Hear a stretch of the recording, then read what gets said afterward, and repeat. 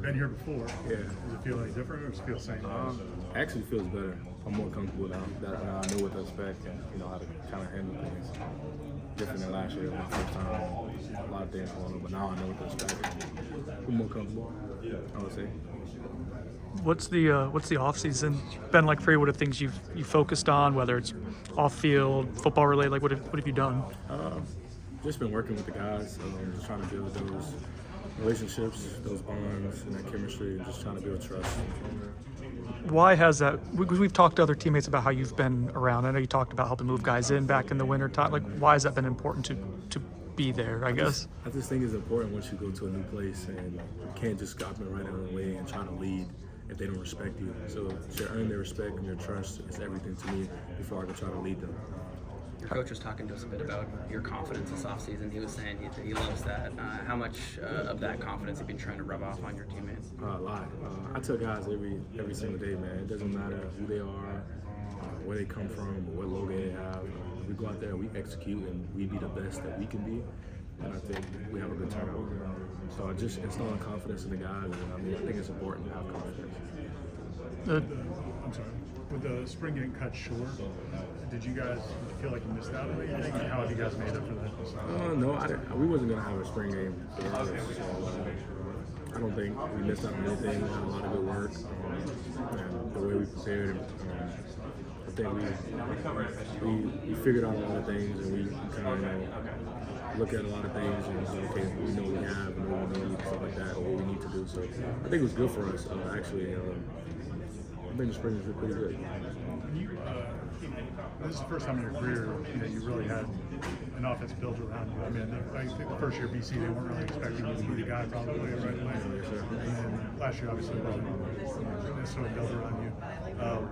What's that like? I mean, do you feel more ownership? How's that do? What does that do for you? It feels good, actually.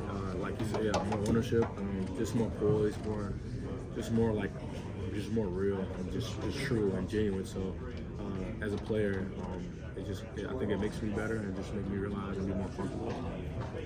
The On3 article kind of took on a life of its own, and I don't know if you expected that when it happened, but like I guess in hindsight, stand by what you said. Were you like, would you have said some things differently?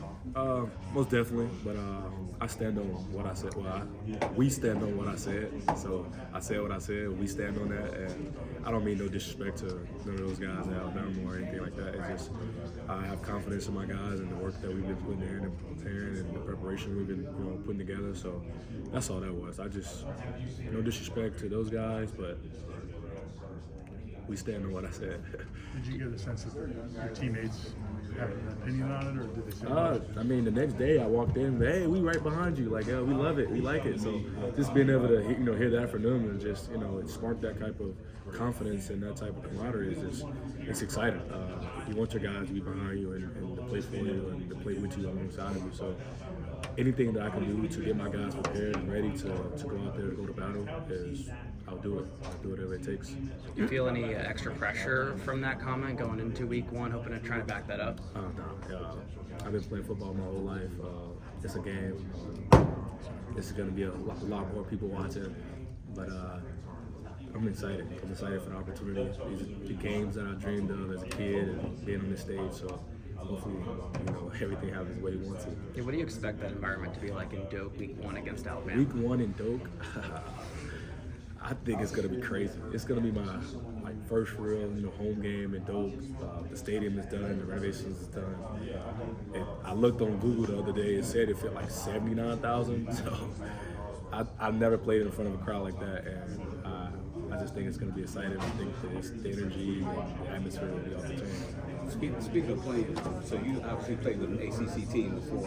How different is playing with Florida State? Have you noticed any difference from your past team to this team? No, I can't say that because I haven't played with these guys yet. But I can't really answer that question. I haven't played with these guys yet. So as far as like gelling with the team, working out, things of that nature, do you feel like a deeper bond, or how does that cohesiveness transfer? Not necessarily. At Boston, I had a lot of brothers on the team. Like here, I got brothers on the team. So just making new brothers and new teammates, stuff like that. But nah, they're still different. And you're from Waycross, Georgia, originally, right? All right. So what would you tell young men that are looking to play football down in Waycross, Georgia? What advice would you give them? I would say just keep going, keep trying. I know we're in the South, so we don't get a lot of, I would say like, what they call it, we don't get a lot of scouts to come down and stuff like that. We don't get all that, stuff like that. So being in the South with those guys, and I'll just say keep going, keep fighting, keep trying. If you're good enough, they'll come find you. Have you seen the confidence of the guys come together, like the longer you guys have been together, just in terms of each other? Oh, most definitely. I think we have a really good relationship. All the guys, we pour into each other. We've been bonding and building those chemistry and those connections. And like I said, we're just building trust. The more we can trust each other, and we can get along, and we can find a way to go out there and fight for each other and play for each other. I think that's what it's all about. What have you been able to do with the receivers in this offseason since spring ended? I'm sorry. What have you been able to do with the receivers Been since able to spring do with ended? them? Yeah, in terms of getting out and Off the field, on the field. I was thinking on the field. On the field, we just going out there on our own time, and even when it is scheduled things or not scheduled things, just going out there building. Like I said, that finding that timing and those timing of routes, and finding out because different receivers run different routes and move differently. So just trying to study all my guys and see how guys does this and how guys does that. But yeah, just learning each other and having a feel for each other and trying to get comfortable with one another. So that on Saturdays would be perfect. How's it been working with Squirrel in the summer? I know he's a little limited in the spring. Sounds like he's progressed. So I guess what have you seen from him with the expanded Squirrel, workload? He's amazing. He's fast. He's really fast.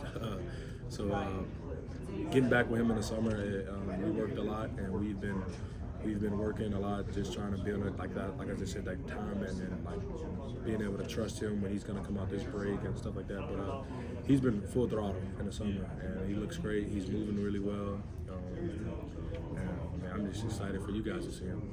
This offense, when it is hitting its full efficiency, like what could it be? What would it look like at its maximum potential? At its max potential, 40 points a game.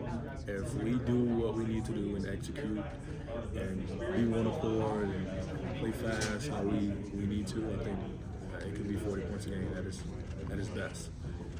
How exciting was it for you to see all the recruits that your program got after you've been transferred here? It was good. I mean, being able to play a part of that and help out in that, it means a lot. Anytime coach or anybody reach out, I'm gonna try and show face or try to talk to those guys and try to get them to come and join the team and join this culture.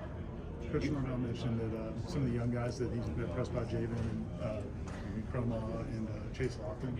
What can you say about those guys and how they adjusted? Those are some young guys that came in right away and just put their head down and work and just take this thing on like a pro.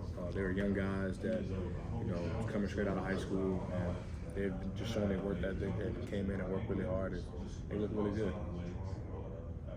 I know different people can lead in different ways, and you've established yourself as a leader. Who else do you find, regardless of way, like kind of leading with you, stepping up at different times of the off season? Daryl Jackson, Richie Leonard, Earl Little, and then from other guys, Touche Robinson, Shaheem. We got a lot of good leaders on the team that's very vocal, that speaks out, and that stand up and talk and just share their opinion on things and just trying to get us to back to that standard. So I think we have a lot of good leaders, and sometimes I listen to those guys and I take what they're putting out to the team and I kind of take it account to myself. I know you played in a were. pretty fun environment last year, early in the season in Doak. How much you looking forward to be on the other side of that? It wasn't what I was expecting because they had stadium renovations and stuff like that. So I thought it would be like way more exciting. But I'm excited for this first one. I just tell those guys, I looked on Google and asked how many Doak Campbell fit. It was like 79,000. I never played in front of a crowd like that. So just my first home game to go out there in front of 80,000 and electric environment, and I'm just excited to see what kind of atmosphere it's going to be. you've been vocal on it some, but you know, besides the comments, even there's a little more juice when there's a big opponent week one, I would assume. Oh no, most definitely. I think. Well, I know for a fact that the community, the fan base, everybody will come out. It'll be loud, and it'll be an amazing atmosphere. How do you balance not getting too hyped in that moment? You played with composure against, you know, ranked FSU teams the last 2 years, so you've been in big environments. You've played against big opponents. How do you balance that? I'm on their side now, so I don't think I would need to balance anything. I think my energy or the team energy will feed off their energy, and that's why if they're watching this, they come up. I mean, they come out there, they show up, and they be loud, and they bring in a crazy atmosphere. We feed off that. I feel like the team, the players, we feed off the energy that the fans and the community brings. So I think it'll be good. Quarterback and center have to have a connection. How quickly did you and Luke kind of bond? Really well. We stayed kind of down the hall from each other in our new places, so we kind of hang out a lot. He's a real down-to-earth, genuine dude. He kind of reminds me of Drew a lot on center in Boston. He's a great dude. He's a veteran guy that knows what he's doing. He's really smart. He's a really tough, workhorse guy. I love Luke. He's been great to me. We've been great with each other, like just bonding and connecting and on the same page about a lot of things. So I love Luke, and we connected and we bonded really quick. Like I said, we stay at the same place, so we hang out a lot, play video games together, go to the pool together. We have a great relationship. You didn't have the whole offensive line together in the spring very often. So how do you feel? How do you get confidence about them when you haven't seen them all together, just based on what they've done before? I would say I see the work that they put in every day. Besides, spring practice. Like I see, we still get together and we, as a whole unit, and do things. So, but just like you said, Brandon Pettis. He's in the ACC. He's winning against real guys, in the ACC. I mean SEC, and I've watched his film and seen his tape, and tape and film a lot. And then that gunner on the left side, he's Vanderbilt, plays left and right tackle, and he's played in the SEC and played against real guys. So I mean, it speaks for itself. And then Luke, he's a veteran guy that's been an All-American center, in the ACC for a couple of years, and then Adrian Melly and Richard Leonard. I think we got a good veteran group, probably one of the most veteran groups in the ACC or in college football. So, just the work that all those guys are putting in together and communicating and stuff like that, and I think they'll be really good. What's something about you that people might not know easily off a hobby? I'm really a country boy. From the South. I grew up in Waycross, Georgia. For anybody that know what that is, Ware County. We fish, we shoot, we hunt, and we ride. So being back in the South, I've been able to do all those things. And I'm a country guy. Who's your favorite country artist? I don't really listen to country music, but I would say Morgan Wallen. Okay. You also get the Miami ties though too. Yeah, so born. So people don't know. I was born in Miami, in Dade County, Little Haiti, and then I was raised in South Georgia. I moved to Waycross, Ware County, about 8, 9 years old, and the rest is history. Biggest fish you ever caught? Biggest fish? Yeah. Probably was a couple of weeks ago. But I was with Coach Norvell. We caught a big old bass. I don't know how big it was, but I can show y'all a video of it. It was a pretty good size. What's something you've learned about Coach Norvell that you didn't know when you first transferred here? I'm a super energetic guy, and my character, I'm always yelling and screaming. I'm like, God, he's different. He's the same person that he was in my official visit. Most coaches are, but Coach Norvell, he's super, super energetic, always high energy, high intensity, every single day. 5 o'clock in the morning to wherever at night. He's gonna be loud, he's gonna be super energetic, energized, and I didn't know that about him. A lot of head coaches don't do that.